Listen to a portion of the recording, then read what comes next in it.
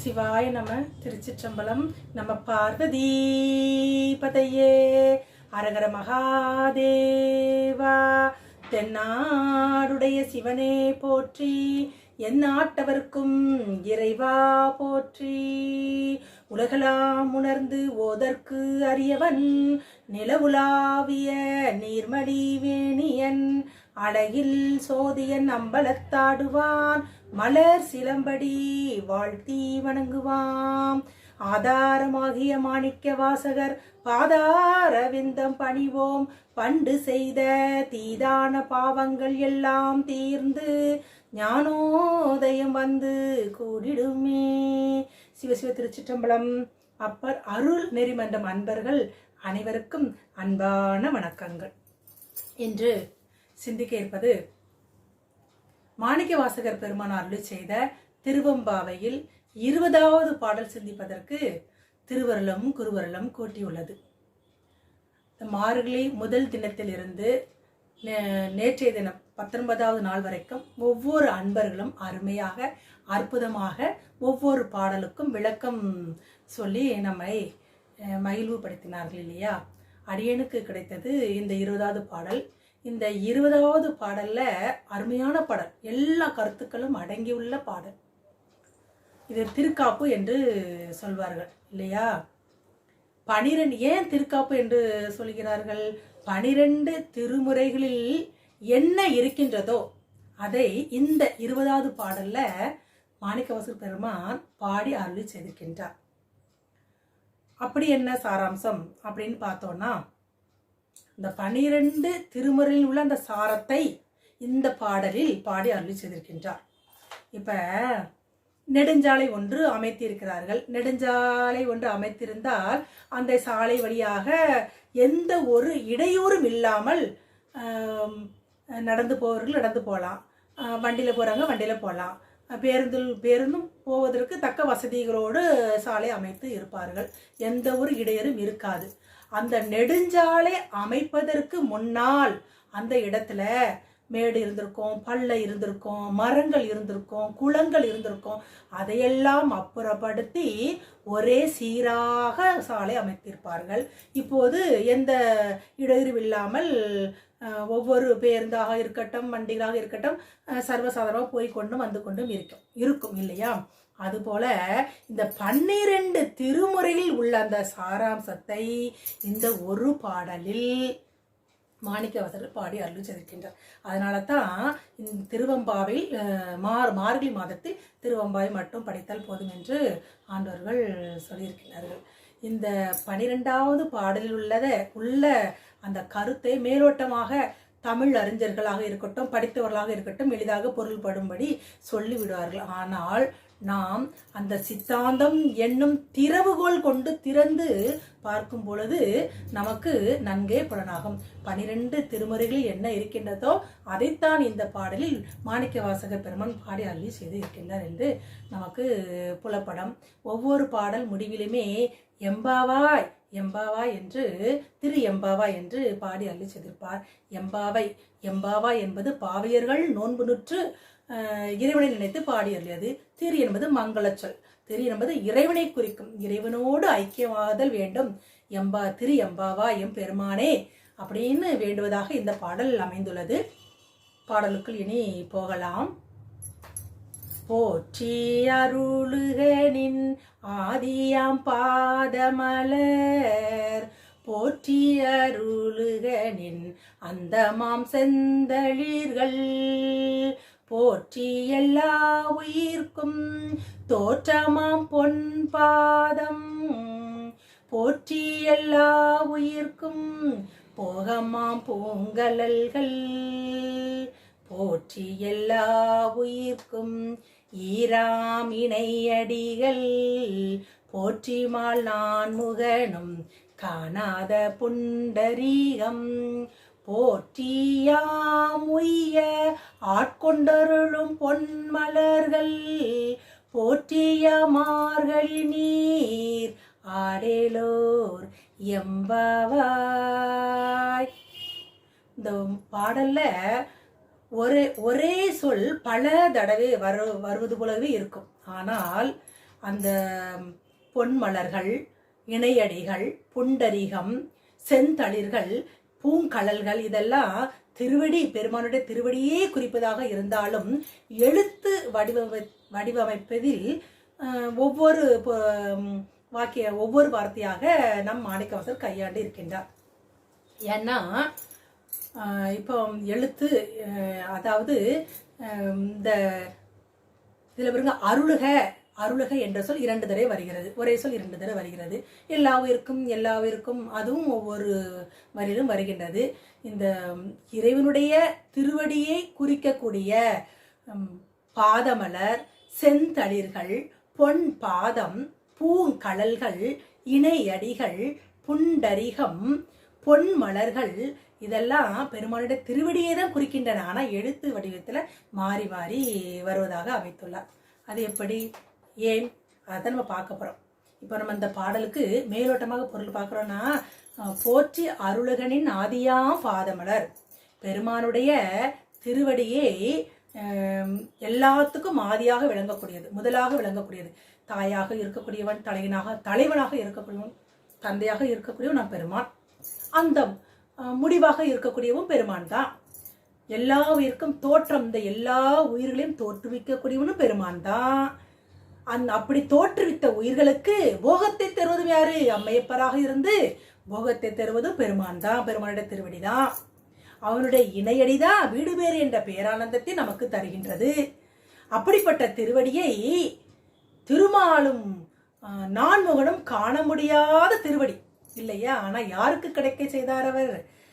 அடியார்கள் வழிபடும் போது அருளாளருக்கு காண்பித்தவர், இந்த உயிர்களுக்கு காண்பிப்பவர் இல்லையா? அப்ப போற்றியா மார்கழி நீர் ஆடையிலோர் எம்பாவாய், அப்படிப்பட்ட பெருமானை, மாணிக்கவாசகரை ஆட்கொண்ட பெருமானை இந்த பொய்கையில் மார்கழி மாதம் காலை பொழுதில் எழுந்து பொய்கையில் நீராடும் போதும் இறைவனை நினைத்து உருகி பாடுவோருக்கு அந்த திருவடியை, அந்த காணும் வாய்ப்பை பெருமான் தருவார். திருவடி என்பது பெருமானுடைய திருவருள், பெருமானுடைய திருவருள் கிடைக்கும் என்பதைத்தான் சொல்லுகின்றார். இப்ப நம்ம ஆகமத்திலலாம் இப்போ இது மேலோட்டமான ஒரு பொருள். இதை நம்ம ஆழ்ந்து சிந்திக்க வேண்டும் சித்தாந்த மூலமாக. எப்படி? இப்ப பாருங்க, போற்றி அருளுகனின் ஆதியாம் பாதமலர். இறைவன் எப்போது இருக்கின்றாரோ அப்போதே இந்த உயிர்களும் இருக்கின்றது இல்லையா? அப்ப எப்படி இருக்கும்? அந்த உயிர்கள் ஒரு வட்டமாக இருக்கும். வட்டம் என்பது என்ன? வட்டம், ஒரு வட்டம் போட்டா அந்த வட்டத்திலிருந்து வெளியே வர முடியுமா? வர முடியாது. சக்கரம், அதாவது அந்த உயிர்கள் பாடான நிலையில், கேவல நிலையில் இருக்கும். அந்த கேவல நிலையில் ஆணவத்தால் கட்டுண்டு இருக்கும் உயிர்கள் மீண்டு வர முடியாது. அப்படிப்பட்ட உயிர்களின் மேல் கருணை கொண்டு இறைவன் திருவருளை பொழிகின்றான். இப்ப இதுதான் நம்ம குமரகுருபரரும் கந்தர் கலிவன்பாவில இந்த உயிர் சக்கரமும் காற்றாடியும் போல அப்படின்னு பாடி அருளிச்சிருப்பார். சக்கரம் எப்படி இருக்கும்? வட்டமா இருக்கும், ஒரே இடத்துல சுருண்டு கொண்டே இருக்கும், நகர முடியாது. காற்றாடி ஒரு நூல்ல கட்டிவிட்ட பறந்து கொண்டே இருக்கும். அதுபோல இந்த உலகியலில் சகலராக பிறந்த உயிர்களுக்கு பெருமான் குரு வடிவில் உபதேசம் செய்கின்றான். குருவே சிவமாக ஆட்கொள்கின்றார். அந்த குருவின் உபதேசத்தை பெற்ற உயிர்கள் அந்த சகல நிலையில அந்த உபதேசத்தை பெற்று மெல்ல மெல்ல வரும்போது அந்த இறைவனுடைய அந்த அருளுக்கு ஆட்பட்டு மீண்டும் மேலே உழைக்க தோன்றும். ஏன்னா பெருமானுடைய திருவடியை நினைத்து ஏங்க தோன்றும். அப்படி சரியே கிரியே யோகம் என்ற நிலையில் உழைக்க முற்படும். அப்படி உழைத்து வரும் உயிர்களுக்கு பெருமான் அந்த பாதமலரை காட்டுவிப்பார். அடுத்து சொல்றா பாருங்க, போற்றி அருளுகனின் அந்தமாம் செந்தளிர்கள். அப்படி உயிர்களை தோற்றுவித்து அந்த உயிர்களுடைய கேவல நிலையில் இருக்கும் உயிர்களுக்கு அந்த குருவின் உபதேசத்தை பெற செய்து அந்த அறிதற் கருவிகளால் பெருமானை உலகிற்குள்ள போகாம பெருமானை தொலை செய்து அப்படி வந்த உயிர்களுக்கு அந்தமாம் செந்தர்கள் முடிவாக இருக்கக்கூடியவன் யாரு? பெருமான். முடிவனா என்ன? அந்த அவருடைய திருவடிகள், செந்தளிர்கள் வீடு பேறு என்ற பேரானந்தத்தையும் தர செய்யும். போற்றி எல்லாவிற்கும் தோற்றமா பொன் பாதம். அது எப்படி? இப்போ அது எப்படி அப்படின்னு சொல்ல, பெருமான் தோற்றுவிப்பதும் பெருமான் தான். இந்த உயிர்களுக்கு வீடு பேறு என்ற பேரானந்தத்தை தருவதும் பெருமான் தான். அந்த உயிர்களை தோற்றுவித்து அந்த உலகில் வாழ்வதற்குரிய போகத்தை தருவது யாரு? பெருமான் தானே. அப்படி போகத்தை தரும் உயிர்கள் இந்த உலகிலே நிலையானது பெருமானுடைய திருவடி என்பதை நினைந்து உணர்ந்து அவன் நாமத்தையே சொல்லி உருகும் அந்த உயிர்களுக்கு பெருமான் உற்ற துணையாக இருந்து, அதாவது துரோதன சக்தி மூலமாக மெல்ல மெல்ல பக்குவப்படுத்தி தன் திருவடி கொண்டு காண்பிப்பாராம். அவனுடைய இணையடிகள் தான் காண்பிக்கும். இந்த இணையடிகளை திருமாலாலையும் நான்முகனாலையும் காணவே முடியல. அந்த கதை நமக்கு எல்லாத்துக்கும் தெரியும் இல்லையா? பன்றி வடிவிலும் அன்ன வடிவிலும் இருவரும் தென்று செடினாலும் காண கிடைக்காத அந்த திருவடிகள் யாருக்கு கிடைக்குமாம்? அருளாளர்களுக்கு, பெருமான் நினைந்து வருகும் அடியர்களுக்கு. அதாவது இதைத்தான் நம்ம ஆகமத்துல 3 விதமாக சொல்வார்கள். அதாவது முன்னிலை, படற்கை, தன்மை. அதாவது ஆத்ம பூஜை, ஆன்மார்த்த பூஜை, பரார்த்த பூஜை என்று நம்ம ஆகம விதியில 3 வகையான பூஜைன்னு சொல்லுவாங்க. இப்போ பரார்த்த பூஜை, அதாவது பறக்கையில் இறைவனை வழிபடுவது. நம்ம இப்போ வீட்டில இருந்து கோயிலுக்கு போறோம். கோயிலுக்கு போனால் நாமவே பெருமானிடம் அர்ச்சனை செய்கிறோமா? இல்லை, அது முடியாது. ஒரு குருக்கள் மூலமாக சொல்லும்போது குருக்கள் நமக்காக இறைவனிடம் பிரார்த்தனை வைப்பார்கள். அதற்கு பெயர் தான் என்ன? பறக்கையில் பெருமானே பூஜை, அதான் பரார்த்த பூஜை.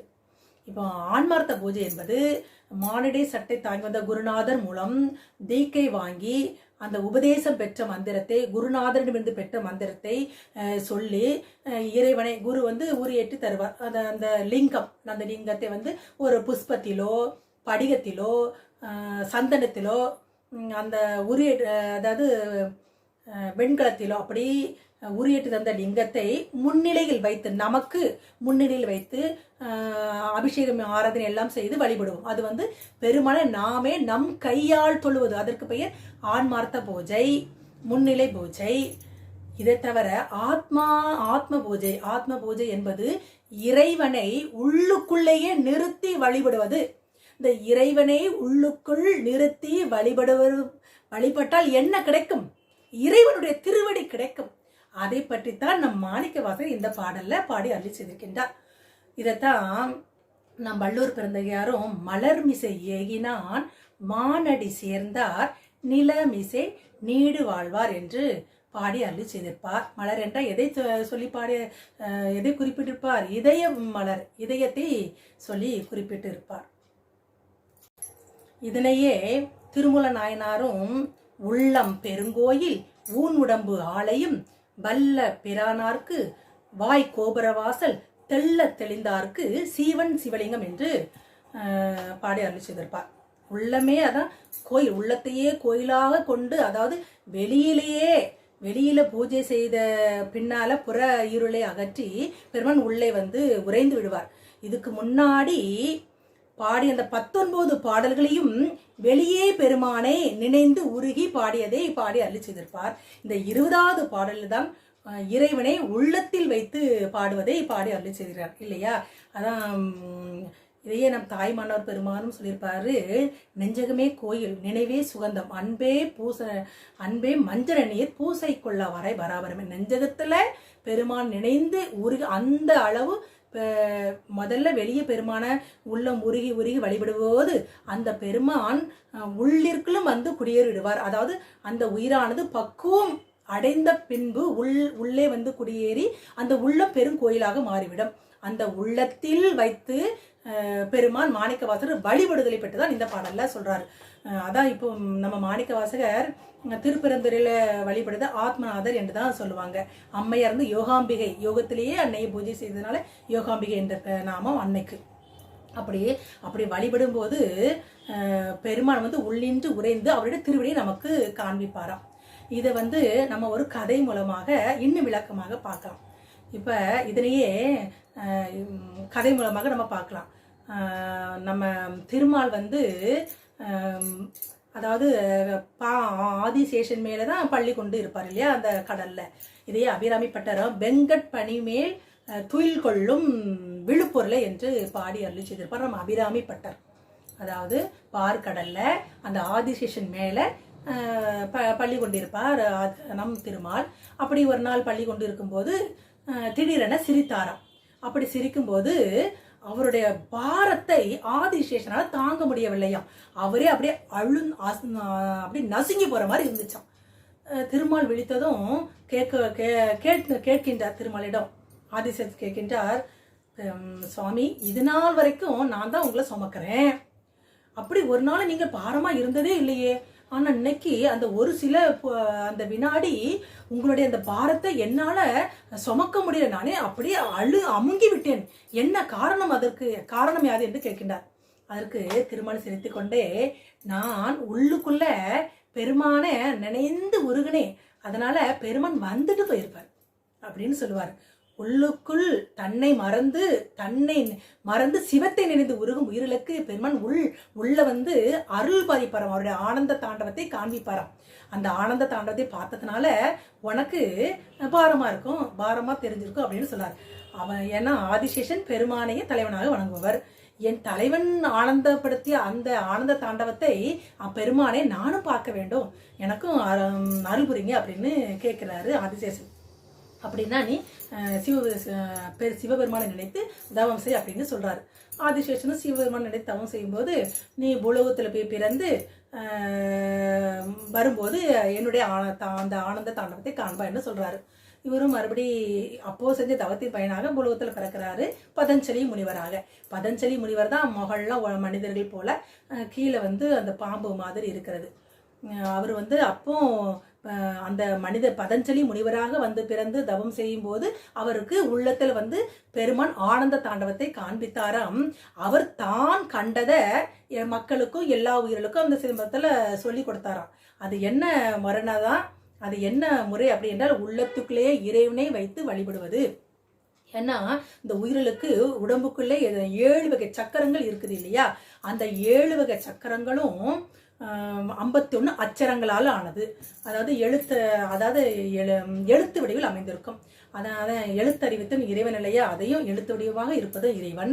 அந்த 51 அச்சரங்களையும் தாமரை வடிவில் அந்த 7 சக்கர தாமரைகளையும் இறைவனையும் இறைவியையும் உள்ளத்தில் நிறுத்தி பூஜை செய்யும் போது அந்த நம்மளுடைய குண்டலி சக்தி மேலே எழும்பி நம்மளுடைய அந்த அஞ்ஞானத்தை நீக்கி மெய்ப்பொருளை பெருமான் வழங்குவாராம். அதைத்தான் பதஞ்சலி முனிவரை எல்லாருக்கும் சொல்லி கொடுப்பாராம். அதான் 7 சக்கரங்கள் என்ன அப்படின்னு பார்த்தோம்னா, மணிப்பூரகம், சிவசிவ முதல்ல வந்து மூலாதாரம், சுவாதிட்டானம், மணிப்பூரகம், அநாகதம், விசுத்தி, ஆக்ஞா, சகசிரகாரம்.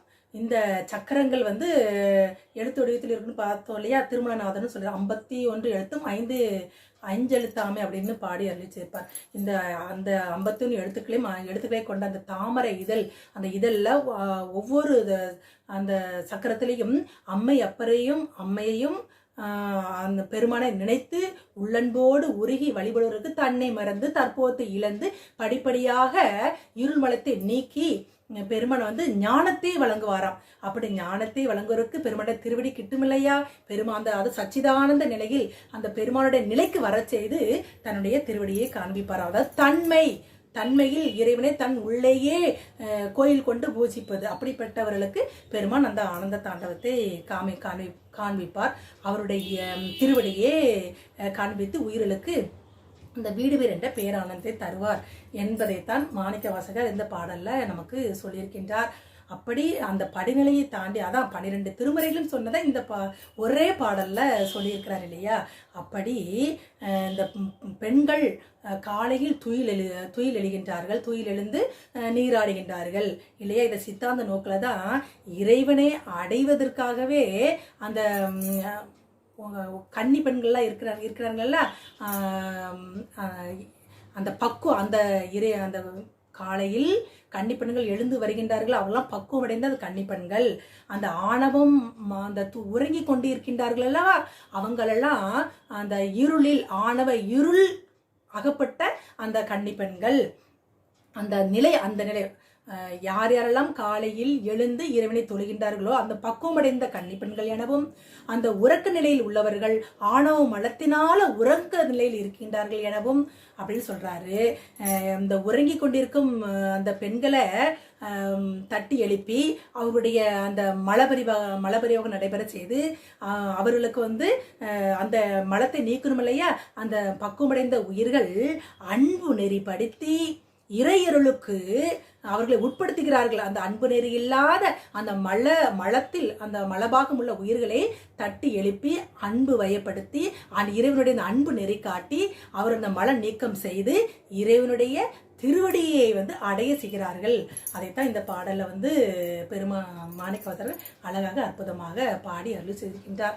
நாமும் மார்கழி மாத காலை பொழுதில் அதிகாலையே எழுந்து அந்த பொய்கையில் நீராடும் போது, நீராடும் வேளையிலும் தீர்த்தங்களெல்லாம் நிறைந்திருப்பவர் நம் பரிசுத்தமான நம் இறைவன், குற்றமற்றவன் நின்மலன், அவனை நினைந்து அந்த உள்ளத்தில் வச்சு முதல்ல பெருமாள் நம்ம வழிபட்டாலே வெளியே தான் நம்ம வழிபடுவோம் இல்லையா. அதான் அந்த 19 பாடல்களும் இறைவனை வெளியே நின்று வழிபடுவதை குறிப்பிட்டு, இந்த 20வது பாடலில் இறைவனை தன் உள்ளத்தில் வைத்து பூசிப்பதை தான் பாடி அருள் செய்திருக்கின்றார்.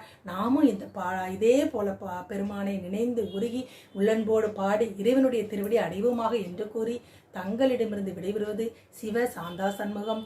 மேன்மைக்கொள் சைவநீதி விளங்குக உலகமெல்லாம். திருச்சிற்றம்பலம்.